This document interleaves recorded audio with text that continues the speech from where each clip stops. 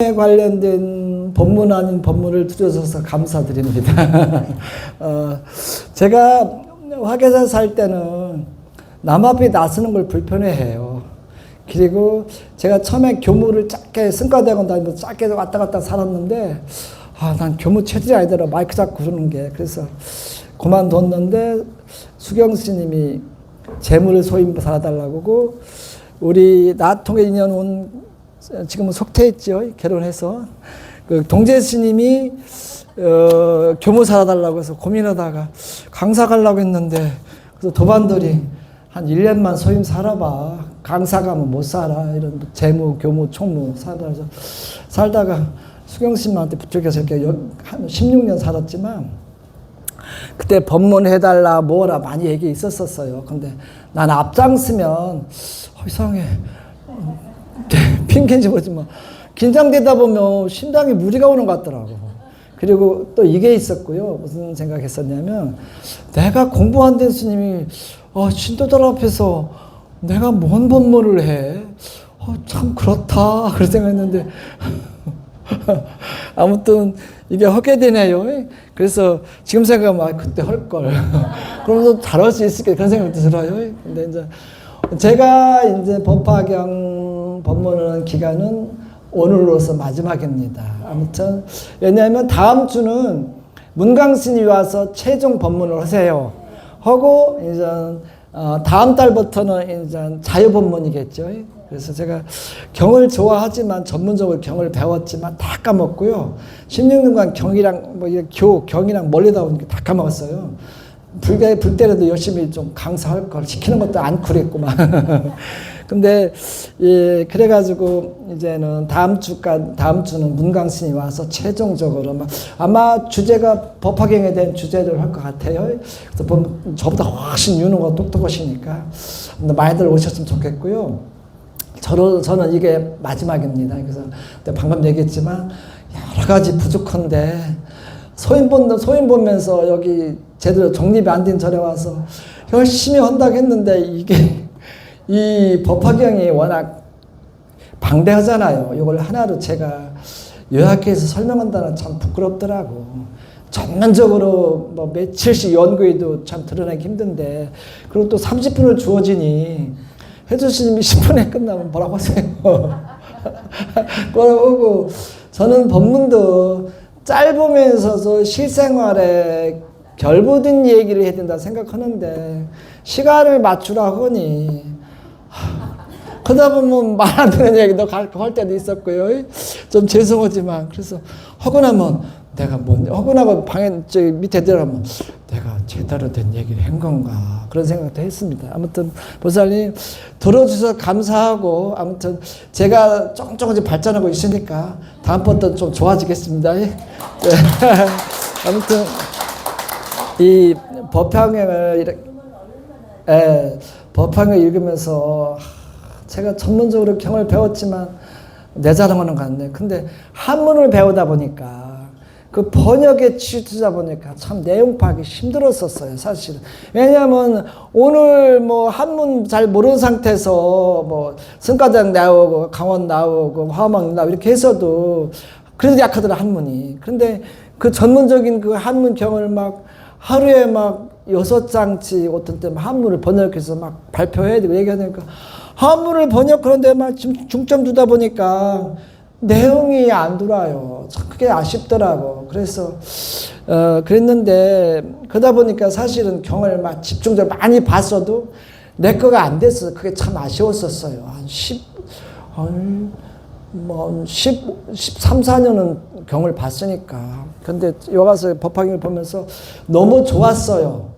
좋았는데 소임 보다 보니까 같이 와서 막 읽고 해야 되니까 잘 안 되고 그렇더라고. 아무튼 방금 얘기했지만 여러 가지 부족한데 아무튼 여기까지 왔습니다. 그래서 오늘은 법화경의 대략적인 간략적인 얘기 해주고 끝내겠습니다. 간단하게요. 법화경은 말 그래도 묘법 연화경이라고 보통 해요. 그러니까 그래가지고 묘법. 그러니까 빨리어로 사따르마 푼다리카 수트라인데 이 샷은 뭐냐면 묘 그리고 사따르마 다르마는 법. 그 다음에 푼다리카는 100년이란 뜻이에요. 제목을 해석하자면 수토란 경인데, 그러니까 100년같이 흰 연꽃같이 맑고 향기로운 부처님의 말씀이라는 뜻이에요. 이게 알고 보면. 그래서 여기서 제목에서 사실 다 나와줬어요.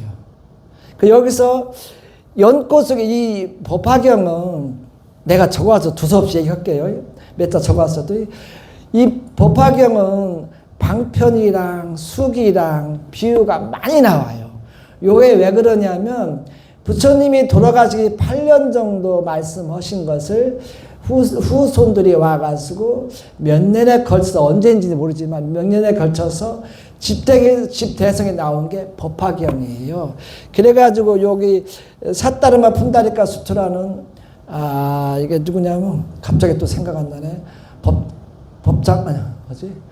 법장 스님 맞나? 스님에 의한 거를 이게 집행해서 놨는데 이 법화경도 사실은 성립연대가 정확치는 않아요. 우리 경이 원래 다 입으로 굳어지다가 아난에 의해서 1차, 2차, 3차, 5차까지 결집돼서 나온 게 법화경이거든요. 그래가지고 입으로 인도에서 굳어지다가 후세노에 와가지고 글로 써진 거예요. 그래가지고 언제 어떻게 만들어진 경의 대다수의 오래된 경들이 다 정확치는 않습니다. 대략적으로 법화경은 이 대승경전인데 법화경이 기원 후로 한 100명 정도에 만들어지지 않는가 이렇게 얘기고요. 보통 학계에서는 50년, 기원 후 50년, 100년, 150년, 200년 얘기하는데 정확치는 않습니다. 법화경 여러분들 연꽃이 보통 연꽃을 처염상정 지저분한 곳에서 피지만 꽃은 너무 아름답고 꽃 이쁘긴 이뻐요. 여기 가까운 선우불교에 가면 꽃이 있어. 연꽃이 아주 이뻐요. 플라스틱 된 건데 그 하나에 10,000원인데 그거 사다가 놔버릴까 하다가 이쁘긴 이뻐요. 아무튼 이쁜데 그게 지저분한 곳에서 연꽃이 피지만 지저분한 게 관계 맑고 이쁘게 피기 때문에 그거를 방편을 비유로서 방편으로서 드러난 게 불교에서 방편으로 주로 들어가는 짐승은 코끼리, 사자, 호랑이도 있지만 코끼리, 그 다음에 식물은 연꽃이에요. 그게 인도 당시 그게 많이 있었기 때문에 비유 들은 것 같아요. 한국에서 불교가 현재 일어났다면 현재는 한국에서 뭘 들어야 되나 생각은 안 나지만 아무튼 다른 얘기가 나왔을 겁니다. 그렇듯이 연꽃을 왜 비유는 연꽃은 지저분하게 태어나지만 자라서 꽃이 피지만 이쁘기도 하지만 이쁜 거는 현상적인 얘기, 연꽃은 현상적인 얘기를 하는 거예요. 연꽃은. 대신에 열매는 우리 깨달음, 실제를 얘기하는 건데 그런 비유로서 드러난 것 같아요. 그리고 이게 이 법화경의 가장 특징이 어느 격이든 여시야, 일시불 그렇게 나오잖아요. 육성치래. 근데 이 법화경의 특징이 육성치는 당연히 있지만 육진동이 나와요. 이게 이 법화경을 설하면서 깨닫고 설하기 전에 깨달음의 소리도 나오고 땅도 진동하고 이게 특징이 있어요. 후대에 만들어진 것 같아요. 화엄경도 부처님이 깨달은 거를 얘기를 해야 되나 말해야 고민하는데 말아들이 와가지고 이쁜 여자들 변해가지고 하지 말라 뭐라 하는데 어느 순간 이게 기로 들어와서 허락해서 일주일 만에 법화경을 하잖아요. 근데 이게 법화경이 아니라 화엄경을 깨닫는 걸 설하잖아요. 그게 첫 스타트가 화엄경인데 부처님 말씀이. 근데 법화경이랑 화엄경의 차이는 이게 법화경은 당부의 말이 많아요. 방편이라든지 비유 그런 걸 해서 당부의 말이 많은 거 보면 부처님이 돌아가시길 얘기하고 제가 몇 년 전부터 당부를 해야 됐구나. 후손들이 라든지 성문들이 문제가 있어서 있기 때문에 계속 당부의 말이 많이 나와요. 많이 나오고 그러는데 이게 1편부터 15편까지는 1분부터 15분까지는 보통 비유 방편을 들면서 이건 서문이에요. 서문인데 예를 들어서 부처님이 부처님께서 응신, 사람마다 생각에 따라 발언에 따라 응해서 사람으로 나타나기도 하고 뭐 짐승 나타나서 응해서 그 변화된 응해서 들어주는 모습으로 나타나고 16분부터 28분까지는 부처님께서 응신, 화신으로 나타나고 1분부터 15분까지는 16분부터 28분까지 총 28분이잖아요. 28분까지는 법신으로 나타나서 서문에서는 1분부터 10분에서는 내가 죽는다 나와요. 이거는 사람으로서 의인화돼 가지고 내가 죽는다 나오고요. 대신에 16분부터 28분까지는 나는 안 죽어 불생불멸을 나와요. 앞에서는 화신, 사람 인간적인 모습으로 의인화시켜서 응신으로 나오지만 나는 죽는다 나오고 뒤에 16분부터 28분까지는 나는 불생불멸해 죽지 않아. 이건 뭐냐면 법신, 부처님의 진리를 주로 얘기하기 때문에 난 죽지 않아 이렇게 나오는데 그러면서 이게 이제 그렇게 나오는데 이게 재밌는 현상이 또 이게 중국에서는 천체 지자스님에 의해서 법화경이 확립되고 번창하지만 우리나라는 고려시대 대각에서 의천 왕족이 나와서 천체종을 개창하고 흥하게 만들고 그러는데 이게 그러면서 이 법화경의 구성상 재밌는 현상이 또 뭐냐면 다들 27품 다른 법화경들은 27품을 얘기하는데 구마라 집스님 아까 구마라 집스님이 잘못했는데 아까 얘기를 구마라 집스님께서는 28품을 얘기해요. 근데 왜 그러냐면 그게 특징이 12품 견보다품이랑 12품 대바다타품이랑 11품 견보다품을 합계해서 28품이 나오는데 구마라집은 견보다품이랑 대바다품을 따로 해서 28품이 나옵니다. 28품이 나오고 그러는데 이게 이제 법화경제의 제일 중요한 품이 다 중요해요. 토시 하나 버릴 게 없죠. 읽다 보면 너무너무 소중하고 일문일자가 부처님이 아닌 게 없다는 생각이 들 정도로 대단한데 근데 이게 방대하기 때문에 대단한 걸 좀 못 느껴요. 글도 좋은 글을 계속 읽다 보면 다 좋으니까 좋은 걸 못 느껴요. 근데 이게 28품 중에서 서문에서는 1품부터 15품이 보통 서문이라는데 여기서는 제2품 방편품이 제일 중요한 품으로 나오고요.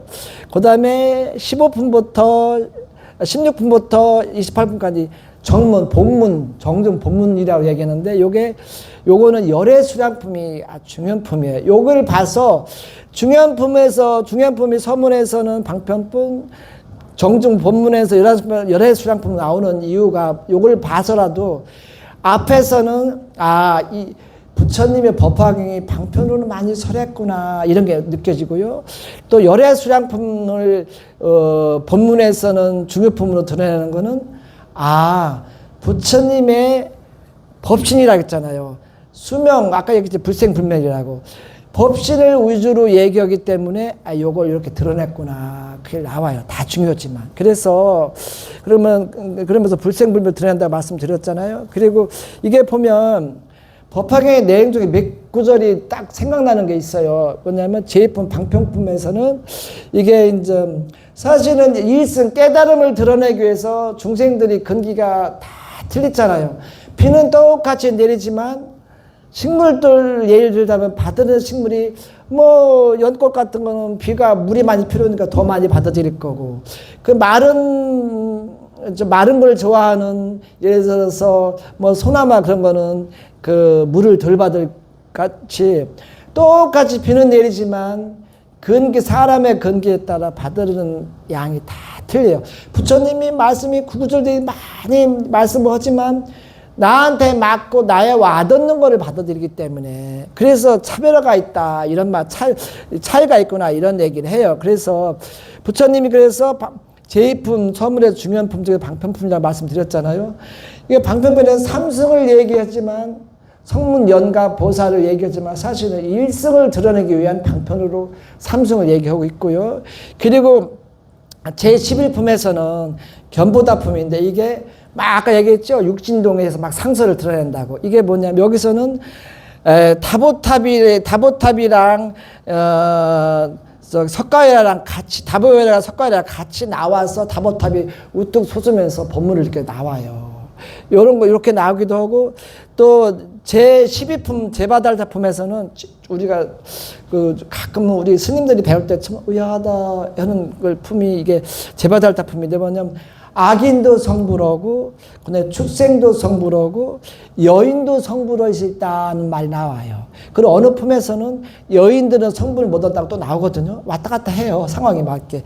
그리고 이런 제12품의 제바달타품에서는 악인 성불, 축생 성불, 여인 성불도 나와요. 여기 또 특징이 있고요.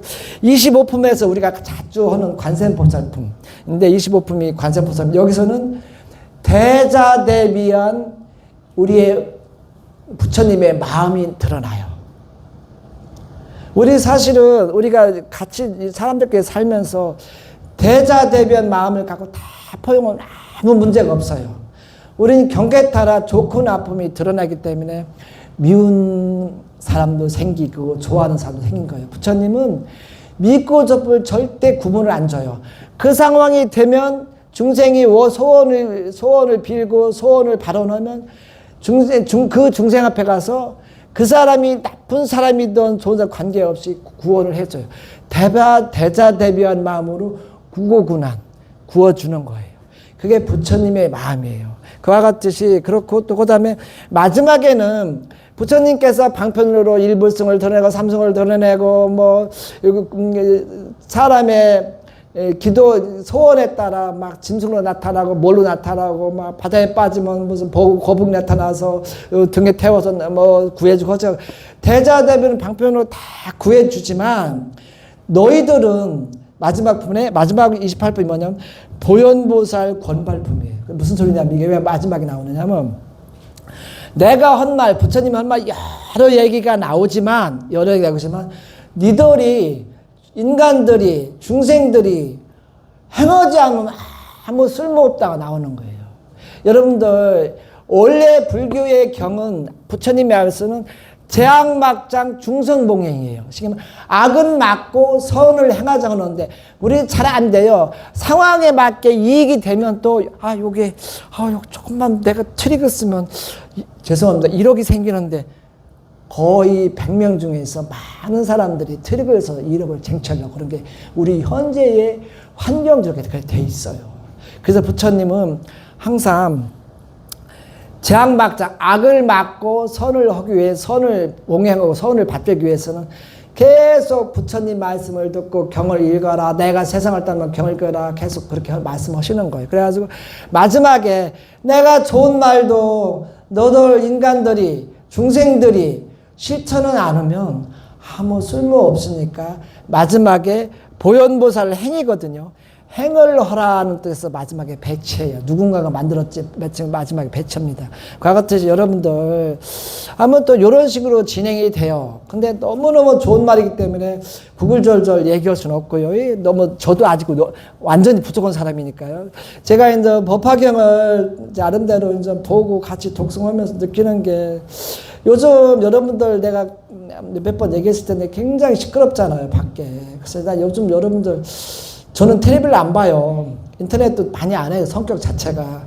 인터넷은 뭐 전파가 이렇게 오는 것 같더라. 그래가지고 많이 안 넣는데 여러분들 요런 시기에는 가능하면 텔레비전 안 봤으면 어땠을까? 아니면 텔레비를 보고 싶으면 다큐라든지 여기에서 나한테 이익 되는 거를 보면 어떨까? 저 순화되는 거를. 그러니까 뭐 어제도 친구가 와서 밥 사준다고 뭐 가서 모처럼 왔어요. 야, 너 개호식 때 또 안 오냐고 몇 마디 했더니 왔더라고. 같이 화계에서 또 여기 왔더라고. 그래서 밥을 사주는데 밥 먹는데 이렇게 보면 저 위에 텔레비에서 계속 정치 얘기 나오는 거예요. 이게 뭔가 그러면서 느꼈는데 가능하면 언론을 그대로 믿으면 안 됩니다. 절대 안 되는 거예요. 여러분들이 언론을 믿으려면 여야라는 표현은 좀 그렇지만 여야의 신문도 여당 쪽, 야당 쪽이 있고요. 모든 게 여야가 있어요. 그리고 유튜브에서 그 몇 명 나온 인기 있는 사람들 나와서 하는 거 절대 그거 믿으면 안 돼요. 아무튼 판단은 본인 스스로 하는 거예요. 예, 그와 같듯이 여러분들, 요즘은 좀 텔레비전 덜 봤으면 좋겠다. 안 보면 어떡하 그런 생각 하는데, 여러분들, 그런 거 봐놓고, 내가 지금 일을 하고 사업하고 뭐 이렇게 이런저런 일을 하는데, 내가 이 일을 살아가는데, 거기에 나까지 정치 쪽 그 안 좋은 모습이 계속 나한테 주입되고, 육군에 의해서 안입이 설치는 계속 주입되고, 생성되고, 소멸되고, 그렇게 하는데, 여러분들 거기에 빠져들어서 내 마음, 내 기운을 절대 흐트러지면 안 됩니다. 그냥 저렇구나만 알고 어쩔 수 없이 가는 곳, 식당을 가든 어디 가든 다 텔레비잖아요. 거의 다. 텔레비고 언론이잖아요. 그러니까 안 들을 수 없으니까 저렇구나 하면 생각하고 절대 거기에 휩싸여서 내 나쁜 기운을 받아주면 절대 안 됩니다. 그와 같이 여러분들 그러면서 절대 그거를 내 것을 내 것을 어느 선에서 딱 선을 긋을 줄 알아야 돼요. 그리고 여러분들 보면 내가 신도들 상담을 많이 해보면 너무너무 지금 위축돼 있어요. 경제가 어렵고 대통령이 어떻고 저떻고 해야 그런 상황이 내가 어려워지는 과정인데 그런 정치가 이렇게 되니까 더 나를 마음적으로 어렵게 만드는 거예요. 그러다 보면 될 일도 더 안 되는 거예요. 절대 내 스스로가 마음의 기운을 충천하게 만들고 내 스스로가 나를 복잡하게 나를 스스로가 들들 볶아서 번뇌를 만들어서 나를 더 힘들게 만드는 경우가 많아요. 여러분들 지금 여러 상황이 기운적으로는 어렵지만 나 스스로는 충만하게 긍정적으로 마음을 돌릴 필요가 있어. 이럴 때일수록 그렇게 하는 방법이 사실 기도예요. 여러분들 사람들 만나보면 너무너무 지금 마음적으로 어려워하고 너무 자신감이 너무 없어요. 자신감은 스스로 만드는 거예요. 불자라면 정초니까 기도를 많이 해서 자신감을 1년 기도 농사 짓는 게 지금 중요하거든요. 기도 열심히 하는 게 중요하죠. 그리고 자신감이 결여있고 또 그 다음에 남을 너무 의식해. 텔레비 의식하고 신문 의식하고 옆에 친구 의식하고 나답게 살아가라는 거. 절대 그러면 인생의 실패가 적어요. 제가 보기에는. 근데 은연중에 남을 의식한 사람 더 심한 사람이 있어요. 그런 사람들은 뭐 하면 거의 실패해요.